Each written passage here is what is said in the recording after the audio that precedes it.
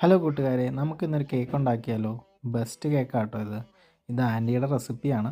അപ്പോൾ ഇതിന് വേണ്ട കാര്യങ്ങൾ എന്താണെന്ന് ഞാൻ പറയാം. നമുക്ക് ബട്ടർ വേണം, ഷുഗർ വേണം, ഒരു നുള്ളുപ്പ് വേണം, ഒരു 5 മുട്ട വേണം, വാനില പുഡിങ് വേണം, പിന്നെ നമ്മുടെ മെയിൻ ഇൻഗ്രീഡിയൻ്റായ പോപ്പി സീഡ് വേണം, പിന്നെ നമുക്ക് കുറച്ച് പുളിപ്പിച്ച വെണ്ണയും വേണം.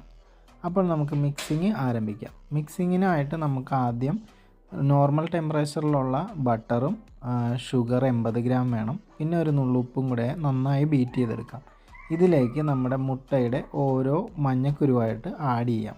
5 മുട്ടയുടെയും ആഡ് ചെയ്തതിന് ശേഷം നമുക്ക് നന്നായി ബീറ്റ് ചെയ്തെടുക്കാം. ഇതിലേക്ക് നമ്മൾ വാനില പുഡിങ്ങും നമ്മുടെ പുളിപ്പിച്ച വെണ്ണയും നമ്മുടെ പോപ്പി സീഡും കൂടെ ആഡ് ചെയ്യുന്നു. ഇത് നല്ല രീതിയിൽ മിക്സ് ചെയ്തെടുക്കണം. ഇത്രയും ബീറ്റ് ചെയ്തെടുത്തു കഴിഞ്ഞാൽ നമ്മുടെ ആദ്യത്തെ പരിപാടി കഴിഞ്ഞു. ഇനി രണ്ടാമതായി നമ്മൾ മുട്ടയുടെ വെള്ള നല്ല സ്നോ വൈറ്റ് പരുവത്തിൽ മിക്സ് ചെയ്തെടുക്കണം. ഇത് നമ്മളൊരു നൈഫ് കൊണ്ട് കട്ട് ചെയ്ത് കഴിഞ്ഞാൽ കട്ടാവുന്ന രീതി വരെയാണ് നമ്മൾ ബീറ്റ് ചെയ്യേണ്ടത്. നിങ്ങൾക്ക് ഈ സാധനങ്ങളെല്ലാം റവയിൽ നിന്ന് വാങ്ങിക്കാൻ കിട്ടും. നാട്ടിലുള്ളവരാണെങ്കിൽ ഓൺലൈൻ ഓർഡർ ചെയ്താൽ ഓൺലൈനിലും പോപ്പി സീഡ് അവൈലബിൾ ആണ്.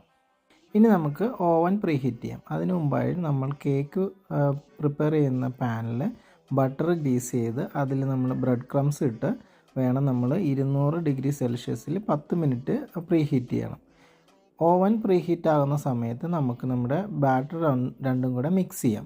അതിനായിട്ട് നമ്മുടെ മുട്ടയുടെ വെള്ളയും നമ്മൾ ആദ്യം മിക്സ് ചെയ്ത ഇതും കൂടെ നമുക്ക് ഒരുമിച്ച് മിക്സ് ചെയ്തെടുക്കാം. അതിന് ശേഷം അപ്പോൾ നമ്മുടെ ഓവൻ പ്രീഹീറ്റ് ആകും. പ്രീഹീറ്റ് ആയതിന് ശേഷം നമുക്ക് നമ്മുടെ ബേക്കിംഗ് ട്രേയിലേക്ക് ഈ മിക്സ് ഒഴിച്ചു കൊടുക്കാം. അതിനുശേഷം നമ്മൾ തിരിച്ച് ഓവനിൽ വെച്ചിട്ട് 40 മിനിറ്റ് 200 ഡിഗ്രിയിൽ നമ്മളിത് വേവിച്ചെടുക്കണം.